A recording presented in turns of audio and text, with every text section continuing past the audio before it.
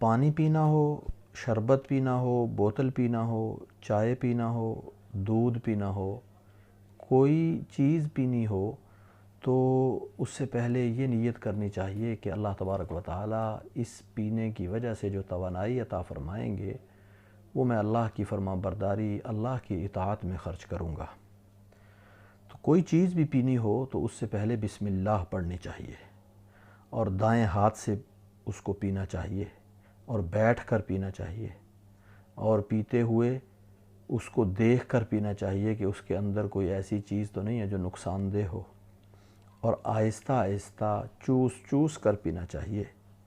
کم از کم 3 مرتبہ سانس لینا چاہیے، اور جب سانس لیں تو الحمدللہ کہنا چاہیے، اور سانس برتن کے اندر نہیں لینا چاہیے، برتن کو الگ کر کے پھر سانس لینا چاہیے، اور برتن میں پھونک بھی نہیں مارنی چاہیے۔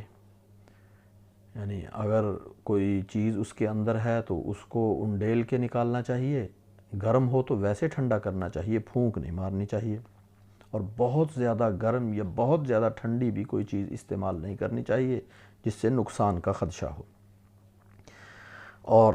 آخر میں یہ دعا پڑھنی چاہیے، اللہم بارک لنا واطعمنا خیرا منہ۔ اور اگر دودھ پیا ہے یا کوئی ایسی چیز جس میں دودھ ہے، لسی ہے، ملک شیک ہے، چائے ہے، تو اس میں اللہ کے محبوب عقائد عالم صلی اللہ علیہ وسلم دودھ کے بعد یہ دعا پڑھا کرتے تھے، اللہم بارک لنا فیہ وزدنا منہ، اے اللہ اس میں برکت عطا فرما اور زیادہ عطا فرما۔ اور جب کوئی چیز پینے والی پی رہے ہیں تو آخر میں کوئی ذرہ اس کا باقی چھوڑنا نہیں چاہیے۔ عام طور پہ لوگ تھوڑی سی بوتل، تھوڑا سا پانی، تھوڑی سی چائے برتن میں چھوڑ دیتے ہیں، وہ نہیں چھوڑنی چاہیے، ساری پینی چاہیے۔ پتہ نہیں اللہ نے کس حصے میں، کون سے ذرے میں برکت رکھی ہے، اس لیے